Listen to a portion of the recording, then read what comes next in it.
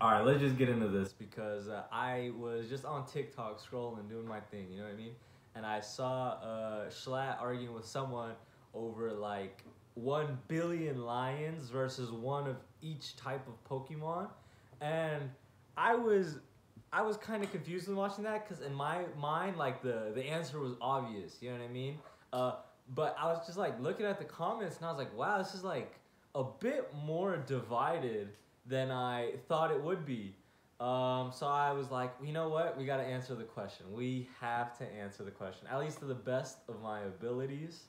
So I looked into it, why the disagreement came about, and it seems to be uh, obviously like the standard, like how the fight sets up is obviously like a big issue. But the second biggest issue I seen is some people will use like the games to like scale the Pokemon, and others would use like the anime to scale the Pokemon, right? So I went through the so in this video I went through the route of the anime, and I if you really want me to, I could totally like go over and look at the in terms of like the video games uh, to um, to scale everything. The reason I went with anime is just because it's just easier for my end, and I didn't know if I wanted to do the video games and like anyone would care if I did the video games. Because the video games take like a lot of things into account. You have the damage, the base stats, the levels of the Pokemon. The Pokédex is like kind of inconsistent or not feasible for some of the entries. They're just wild. Uh, and theoretically, do we take into account like the battles we can encounter? Because theoretically, you could be like Arceus with like the weakest Pokemon you have. So I was like, just to get those out of the way to make my life easier for this video, we're gonna be using the anime. So that's what we're gonna do, and we're gonna jump into this. So first thing we should do is we should set in a nice scenario, which probably everyone can agree on. So what we're gonna have them do is we're gonna have them fight on like a infinite flat open field, right? No trees, no home field advantages for Pokemon who like rocks or like to hide or anything like that. It's an open field. All of them, well, I guess they wouldn't all be able to see each other because it's a giant number, but we're gonna assume, I'm just gonna keep reading them. There's no human interference, so there's no such things as like mega evolution. We're just gonna keep one of every Pokemon type up until they get to Mega Evolution. I think that's kind of broken. There's no technology, so there's no like healing station for the Pokemon. There's no like there's like things they can take which will like heal their stamina or like heal their endurance or all that stuff, or just heal them in general. There's no water. Uh, there's no water or other types of animals. This is just so that they can focus only on fighting, and the victory comes from actually killing the entire other side instead of just escaping and thriving and waiting until the other side dies out or something. And to ensure this, we're also going to make them bloodlusted or have some type of hatred towards the other side, which like extermination is the only solution. Uh, there's also going to be a shared communication. And to kind of like explain this one a little bit, I don't want any infighting. So like no infighting between the lions, since we know like lions work in herds. I don't want any infighting. I don't want the lions to kill each other. They're gonna have like a shared communication, maybe even a shared consciousness, so that the 1 billion lions have like an effective strategy or way of attack. So they don't like it'd be like attacking themselves if they attacked like another lion, right? So we're gonna have that kind of thing.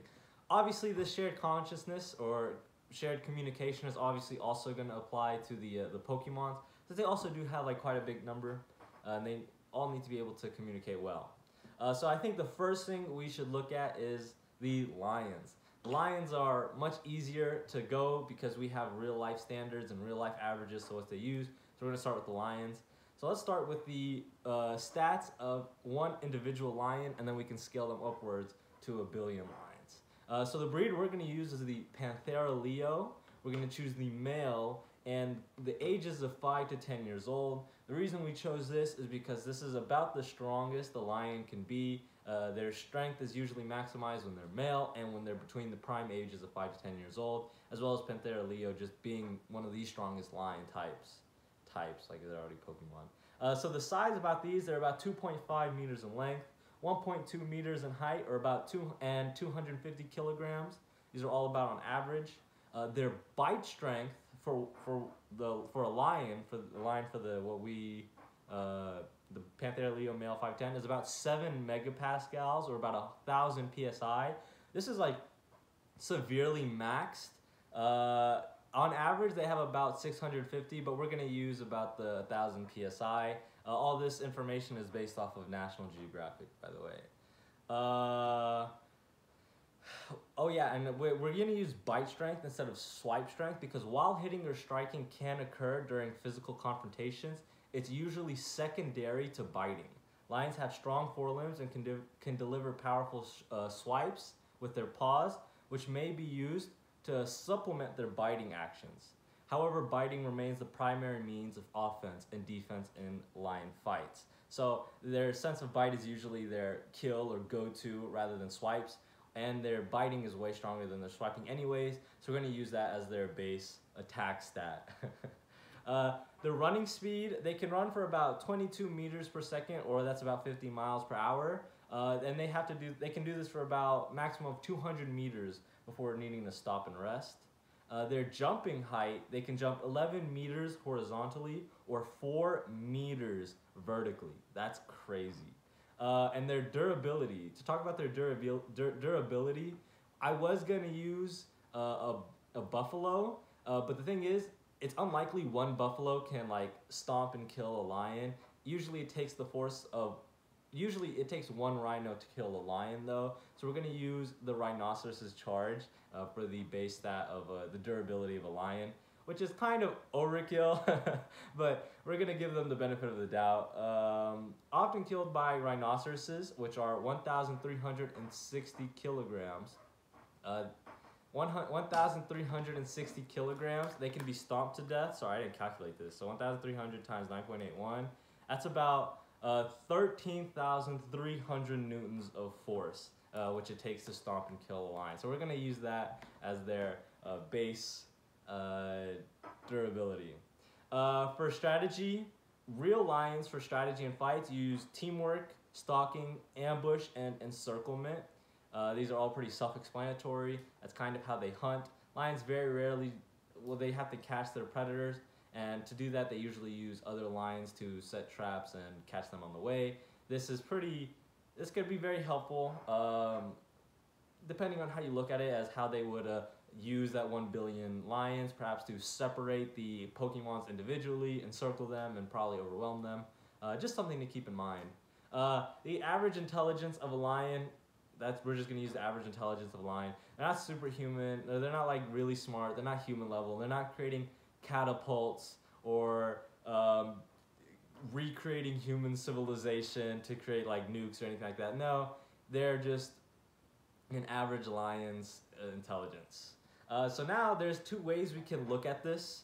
We can either use that individual stats for 1 billion lions, or if you want to be super crazy like I am, we could create the ultimate lion. And what do I mean by the ultimate lion? So having 1 billion lions, the only advantage you would really get in the Pokemon fight is the sense of number.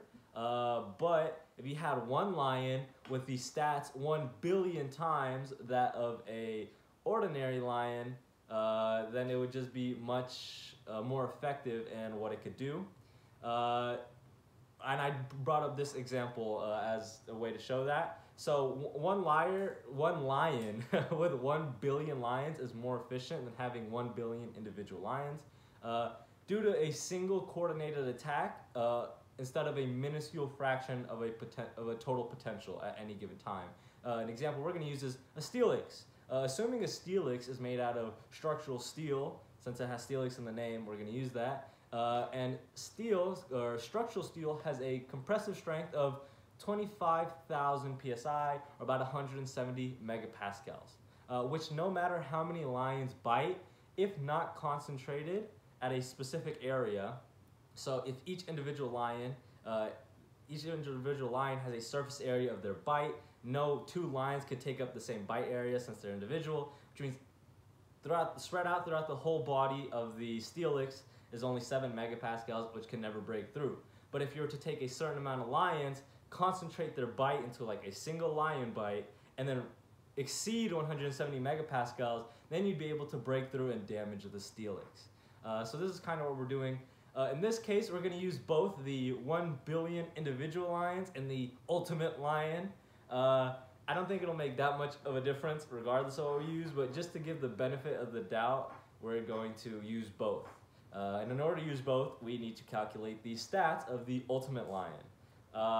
So the bite strength, size doesn't matter. We're not really going to multiply size. You can if you want to, but it doesn't really change the stats of attack, speed, their jumping, durability, and etc.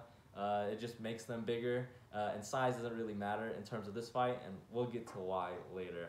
So the bite strength of one lion with the power of 1 billion lions is 7 petapascals, which in comparison, if you were able to fit any number of Steelixes in its mouth and bite it, it could bite over 41 million Steelixes. It could just bite through them, right? Which is roughly, and to put that into perspective, 7 petapascals is roughly 19,500 times more pressure than the Earth's core, which is 360 gigapascals. For speed, it would be running at 22 gigameters per second for 200 gigameters, which is over 73 times the speed of light. They would be running 73 times faster than the speed of light. Jumping, its horizontal jump would be 11 gigameters, and its vertical jump would be 4 gigameters. In terms of its horizontal jump, it could jump from Earth to Saturn 9 times. In terms of its vertical jump, it can jump from Earth to the Moon 10 times over. And its durability would be 20.4 teranewtons. To put this one into perspective, an asteroid with an estimated energy release of 20.4 teranewtons would cause widespread destruction, including massive crater formation, tsunamis, and other global consequences, which means that's as much force as it would take to kill this lion, this ultimate lion. We're going to use both perspectives. So I already kind of answered this, what media of Pokemon and are we scaling and how are we scaling it. We will be scaling the anime version as it gives us the best sense of scale, since obviously the video games aren't very good at scaling. I just described all this earlier. And it's just easier for calculations and makes just interpreting the lore a lot easier for me. Again, if you want me to do like game scaling and see how well the game version of the Pokemon would scale to the 1 billion, to the ultimate lion, let me know and I'll take a look into it. We will take into account the lore of the Pokemon as well as the feats displayed. Sometimes lore can be misleading or mythological, which is the fancy way to say like exaggerated, which in those cases feats will be chosen over the former. We will only look at the most notable Pokemon, since most Pokemon will succumb to their scenario, to either scenarios, whether it's the 1 billion individual lions or the ultimate lion. So for example, like a Rattata isn't doing shit. A Charizard, even though like I think in this case scenario he might be able to like fly and like burn maybe like 100 or maybe more before he gets tired, falls, and gets eaten, which is nothing in terms of 1 billion. And Charizard, if he was to fight against the Ultimate Lion, wouldn't be doing any damage against him anyways. So we're going to be using the most notable Pokemon in this case. One thing I want to touch on is intelligence of the Pokemon.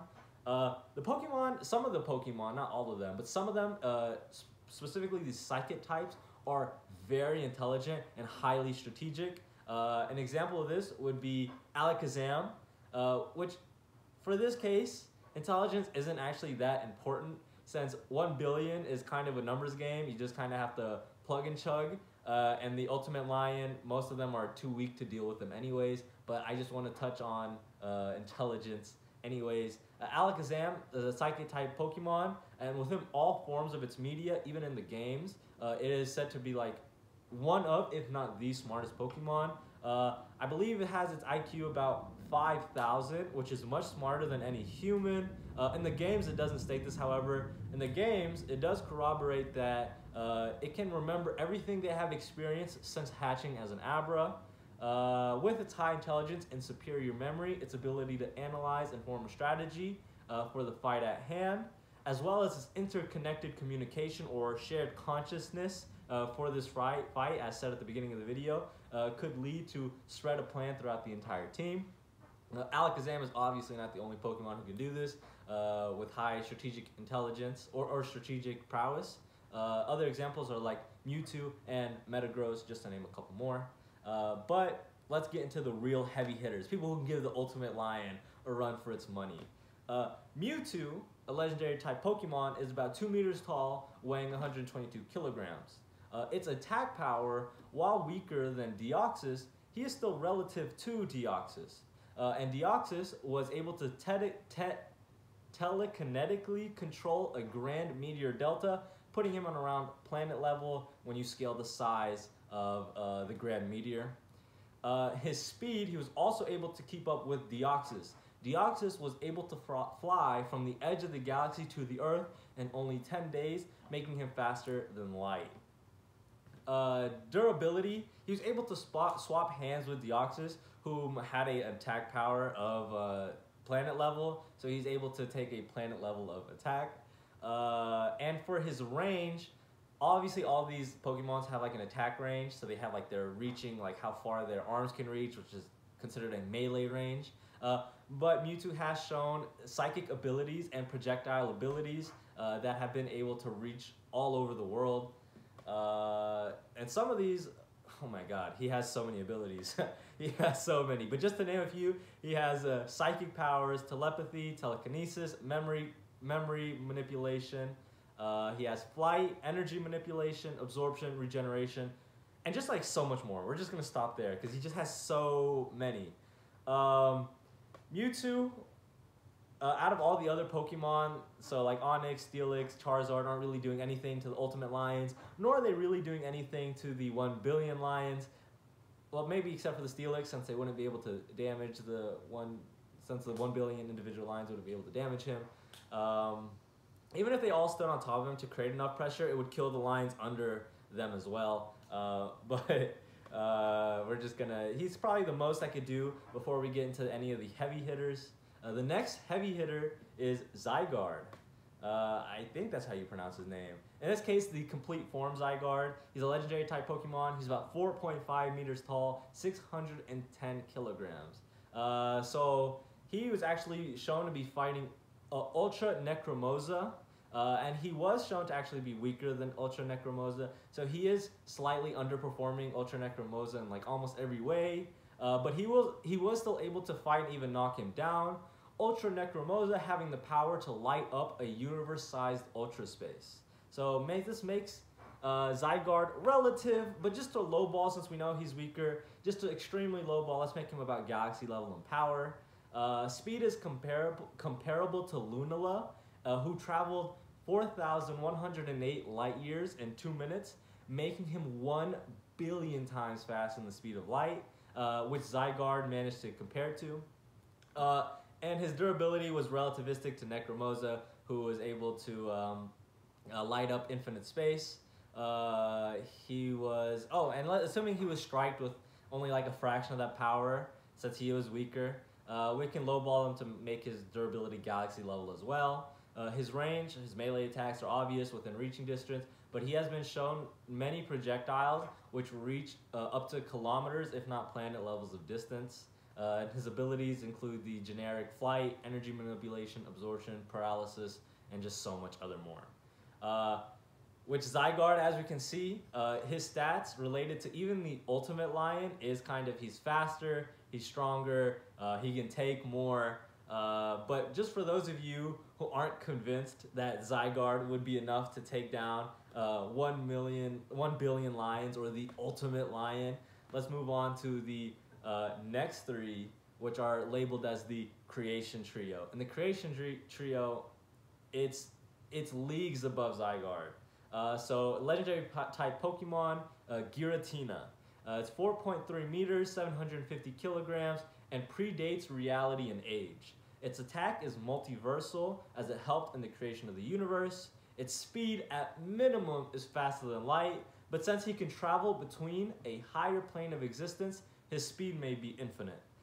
Durability, he can fight against Dialga and Palkia, who aided in the creation of the universe. Its range, he was showed to destroy 2 pocket dimensions simultaneously. Whatever it does in the distorted world is reflected in the real world. And to explain the distorted world is Dialga can actually travel to like a reflection reality, and anything he performs in that can occur in the real world. So his abilities, obviously, he can exist in a higher dimension or other dimensions. He can create avatars of himself, which means that he can create avatars. So if he doesn't want to go somewhere himself, he can just create a projection of himself to go to that place and do a task and complete a task. He obviously has creation powers as he aided in the creation of the universe. He has power nullification, which doesn't really matter in this case since the Ultimate Lion stats are physical based, not power based. And his job is basically to maintain the balance within cosmology. Dialga, another legendary type Pokemon, is 5.2 meters, 680 kilograms, and predates reality and age. Its attack is multiversal, as its fights with Pialka distort space-time and even threaten to collapse it. Its speed at minimum, just like Giratina, is minimum faster than light, but since it does travel between higher planes of existence, its speed may be infinite, as well as being the embodiment of time himself. Since speed is just distance over time, if he is the embodiment of time, his speed may be infinite as well, since he kind of bypasses on a technicality. Durability in fights with Pialka confirms that it's multiversal. Its range is also multiversal, as its fights with Pialka not only distort the battleground space-time, but also neighboring universes and dimensions. So its abilities, all the creation trio's abilities are very the same. They live in a higher dimension. They all usually create avatars to go complete certain tasks. They aided in universe creation and is the embodiment of time of the universe. Pialka, another legendary type Pokemon, 4.3 meters, 336 kilograms, also predates reality and age. Its attack is multiversal because it obviously fought Dialga, which distorted space-time and almost collapsed it. Speed is also minimum faster than light. It can travel between higher planes of existence. Its speed may be infinite, as well as being the embodiment of space. Speed is only space over time. Decrease that space, you have really fast, or increase the space in the same amount of time, you have infinite speed. Technicality. Durability, its fights with Dialga confirms that it's multiversal. Its range is also multiversal since they almost destroyed their space-time in the felt and neighboring universes and dimensions. Abilities, same as previous, existent dimension, avatar creation, universe creation, and embodiment of space in the universe. And finally, I kind of think if that wasn't enough to kind of wrap your head around the power of these deities, there is an actual deity, Arceus, and within the anime, he's a legendary type Pokemon, 3.2 meters, 320 kilograms, and not only does he predate reality, he predates existence itself. Attack, well, he's the father of all 3 creation trio domains. He was the one who banished Giratina to a different dimension for being too, I believe it was being too violent. He's low complex multiversal level in attack, which essentially means he transcends the dimensions listed previously, which are space and time. Speed, it's at least faster, minimum faster than light at this point, but it's likely infinite as it presides over the creation trio, and possibly omnipresent. Omnipresent essentially means it observes all, everywhere, all the time. That part is, you could kind of debate it, but you know, at least he has infinite speed since he presides over the previous 3 creation trios. Its durability, also low complex multiversal, transcends the dimensions listed previously, as well as its range is also in that same category since it obviously transcends those previously listed dimensions. Abilities is not only in a higher dimensional existence, but beyond dimensional existence, and he even has conceptual manipulation, which means he has the ability to manipulate, create, and or destroy abstract concepts, and much more. He has just so many abilities. They can send people through time and space. It's insane. So these Pokemon, the last four I named, even to take out Zygarde and Mewtwo, clearly destroy the Ultimate Lion and 1 billion individual lions themselves. And that's easily done too. A lot of people argue that they would like run out of energy before they could do that. It's not really the case, since at these higher level Pokemons, there's a lot less numbers as the Zygarde and Mewtwo, and this is kind of because their feats are unquantifiable. So while the Ultimate Lion had a finite numerical value, which we could calculate its maximum outputs, these kinds of creatures don't really have a numerical value. You can only state that they're many times faster or beyond the numerical values that can possibly be given. Even if we were to make Ultimate Lion a gazillion times stronger, as long as there's a numerical element, they wouldn't be able to really stand a chance. I don't know how true that is. Maybe if we were only to like multiply a gazillion and not change its like dimensional standing, then that I would consider that to be true. As for like, a lot of people will probably say that 1 billion lions is a lot of lions. They'll get tired, you know, killing all of them before. Thing is, with these high level feats, like creating or aiding in creating the universe, or even its deconstruction of abstract concepts, the effort it would take to just kill 1 billion individual lions is minuscule to nothing. It could probably blink, or even create the concept that it itself could, that just a billion lions would just explode, and that would just be the case.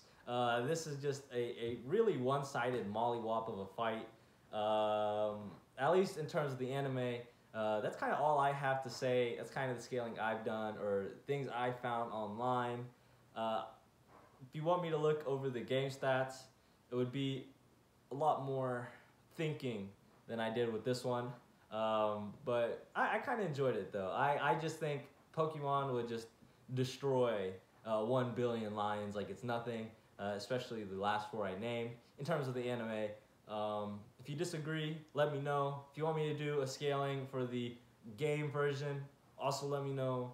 That would be pretty fun. Other than that, that's about it. Peace out.